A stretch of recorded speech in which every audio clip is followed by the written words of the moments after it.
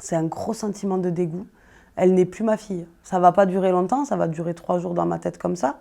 Mais à ce moment-là, c'est pas possible. Vendre son corps, c'est une limite que je ne pourrai jamais franchir. C'est quelque chose qui me dégoûte. Je m'appelle Jennifer Paillet, je suis la maman d'Assia, qui s'est prostituée à l'âge de 14 ans. Elle avait rencontré son petit copain en colonie de vacances et aujourd'hui, il a été condamné à 12 ans de réclusion criminelle. Assia est née, j'avais à peine 16 ans. C'était une petite fille adorable, mignonne, qui évoluait comme une enfant de son âge. Après, ça a toujours été un petit peu difficile. J'étais moi-même dans un foyer maternel. À l'époque, quand j'arrive à mes 18 ans, il y avait la sortie sèche. Il n'y avait pas de prise en charge derrière, forcément mise en place automatiquement. Donc il y aura un premier petit placement, je prendrai un appartement, je la récupérerai. Ces placements ont perduré. En fait, il faut savoir qu'avant cette colonie de vacances, elle connaîtra son père. Donc elle partira vivre chez son père pendant 2 ans sous la décision d'un juge des enfants. Et en fait, chez son papa, elle subira les incestes de son grand-père paternel. Elle n'obtiendra jamais sa reconnaissance de victime et elle va se construire avec ça. Et du coup, ce garçon qu'elle va rencontrer à l'âge de 14 ans en colonie, qui est son premier petit copain, deviendra rapidement son proxénète. Alors moi, je vais me rendre compte de la prostitution de ma fille assez rapidement au final. Je la sais en fugue, son numéro de téléphone ne fonctionnait plus, ses réseaux sociaux n'étaient plus actifs. Et comme son premier téléphone, c'est moi qui lui avais offert, c'est moi qui avais créé son Gmail. Et dedans, je vais y trouver des publicités de sites d'escorting que je ne connais même pas. Et en rentrant dedans, en faisant mot de passe oublié, etc., je vais me retrouver à être connectée à la place de ma fille. Et donc, je vais voir les échanges avec ses clients, les grilles tarifaires d'annonces et les lieux, les pratiques, les suppléments. C'est un gros sentiment de dégoût. Elle n'est plus ma fille. Ça va pas durer longtemps, ça va durer 3 jours dans ma tête comme ça. Mais à ce moment-là, c'est pas possible. Vendre son corps, c'est une limite que je ne pourrai jamais franchir. C'est quelque chose qui me dégoûte. Et ça a été très compliqué de recevoir ça. Surtout que quand je me connecte, j'oublierai jamais cette image. La première conversation que je vois, c'est ma fille donc, qui écrit à ce client. Et cet homme, en fait, est nu. Il envoie ses parties intimes en selfie. C'est pas ma fille. C'est pas ma fille. C'est pas possible, en fait. À ce moment-là, quand je lis ça, je peux pas. C'est pas mon enfant. Quand je ressens ce dégoût, j'ai pas conscience qu'elle est victime, en fait. À aucun moment, ça traverse mon esprit que mon enfant est victime d'un proxénète. Et donc, je vais être obligée, malgré que je suis dépositaire de l'autorité parentale, je vais être obligée de passer par sa référente ASE. Et donc ASE, aide sociale à l'enfance. Dans les institutions, ils ont ce qu'on appelle information préoccupante. Ils font une information préoccupante de la fugue, mais derrière, c'est jamais qualifié de disparition inquiétante. Enfin, du moins, pas tout de suite, ça prend beaucoup de temps. Il va me falloir commencer à arpenter la France et à me déplacer dans les endroits où je vais localiser ces annonces, aller dans des commissariats de secteur, venir avec mes procédures de fugue, les captures d'écran, mes informations. Et c'est vraiment au fil du temps que la machine va se mettre en place. Il va se passer quelques semaines, je pense 2-3 semaines, avant que j'arrive réellement à savoir à quel endroit elle se situe. Et donc je vais partir dans le 77. Et c'est là, c'est à ce moment-là que quand je vais la retrouver et que je vais la voir dans cet état nauséabonde, elle sent très mauvais, elle a plein de maladies, elle n'a pas de vêtements, c'est une clocharde. Enfin, je veux dire, quand je la récupère, vous pourriez l'identifier à ça. Quand je vais repartir avec elle sur la route, je vais discuter et c'est là que je vais comprendre en fait qu'il y a quelque chose de pas normal. Elle va rester avec moi pendant 2 mois et pendant ces 2 mois-là, je vais avoir pris son téléphone. Je vais lire les conversations avec les clients. Je vais même échanger avec des clients par téléphone qui me disent dans quel état ils ont retrouvé ma fille. Certains clients vont même m'expliquer qu'ils n'ont pas payé la passe. Enfin, qui ont payé la passe, je veux dire, parce que c'était une enfant et qu'ils ne voulaient pas qu'elle se fasse frapper.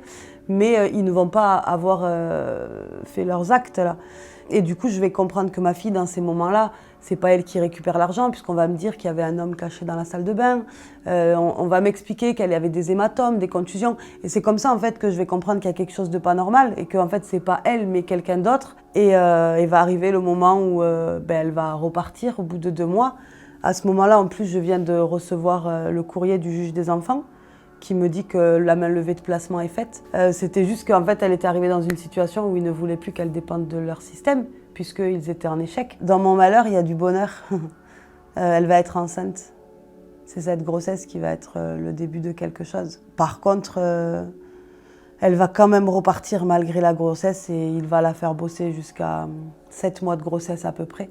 Mais juste à cette période-là, je vais avoir la chance de tomber sur un enquêteur différent des 10 précédents. Quelqu'un qui va faire son travail avec envie et empathie. Et cette fois-là, quand ma fille rentrera, il ne lâchera pas l'enquête. Il continuera. La grossesse me permet de créer une complicité différente avec ma fille. On avait instauré un journal intime. Elle écrivait dans un journal intime, donc chaque jour elle changeait de couleur. Et elle le laissait en vue sur son lit.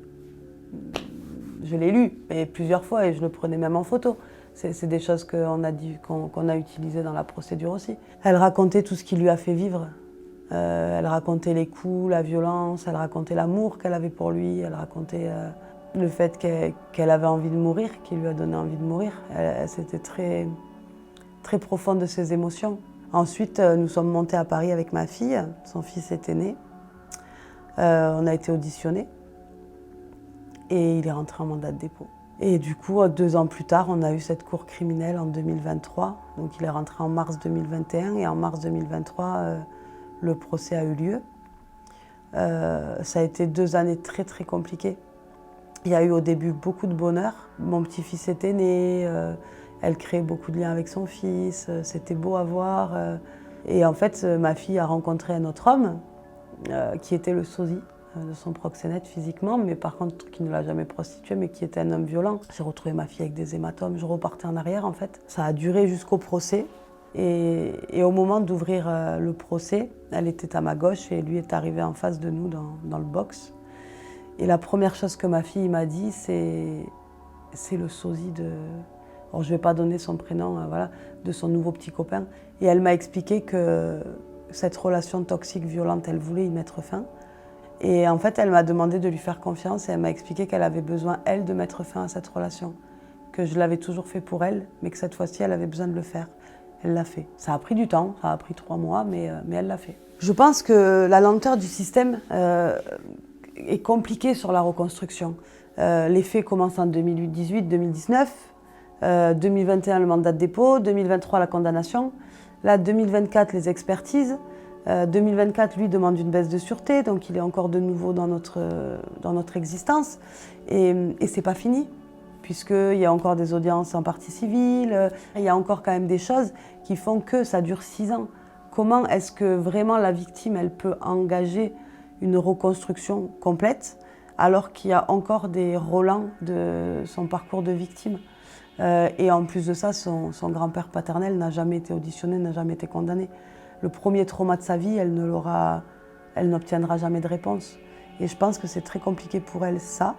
Du coup, elle fait un peu l'ascenseur émotionnel et l'ascenseur de stabilité. Mon petit-fils, ma fille n'arrive pas à l'assumer, il n'est pas avec nous à temps plein, c'est vrai, parce que j'ai pris la décision de le placer. J'ai choisi de garder ma fille avec moi et continuer de l'accompagner à devenir une bonne maman, une maman à la hauteur, et laisser mon petit-fils évoluer dans un lieu sain, loin de l'émotion de son histoire en fait, parce qu'il naît quand même de cette prostitution. Son géniteur, c'est quand même à 99% sûr que ce soit son proxénète. Mais même là, je vais prendre mon petit-fils tous les week-ends, je le prends en vacances, je maintiens du lien par des photos, je parle de ma fille et vice-versa dans l'autre sens. Maintenant, l'environnement est largement sain. Mais à l'époque où je prends cette décision, ma fille est en couple avec cet homme qui la frappe. C'est pas possible. Je peux pas laisser mon petit-fils au milieu de ça. Je vais l'amener une fois aux urgences parce qu'il avait soi-disant trébuché. En fait, non, il se sent embrouillé, il est tombé du lit. Je peux pas fermer les yeux sur ça. Il a besoin d'être en sécurité et je peux pas le garder et mettre ma fille dehors parce que sinon, qu'est-ce qu'elle va devenir? Je la laisse aux mains de cet individu. Quand je vais aller pousser la porte de la MDS et demander qu'on m'aide, c'est vraiment compliqué. C'est mon objectif maintenant, c'est de demander le retour de Kelvin à la maison.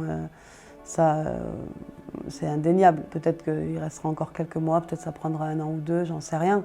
On fait comme on peut, bien sûr. Mais bien sûr, Kelvin, il faudra qu'il revienne.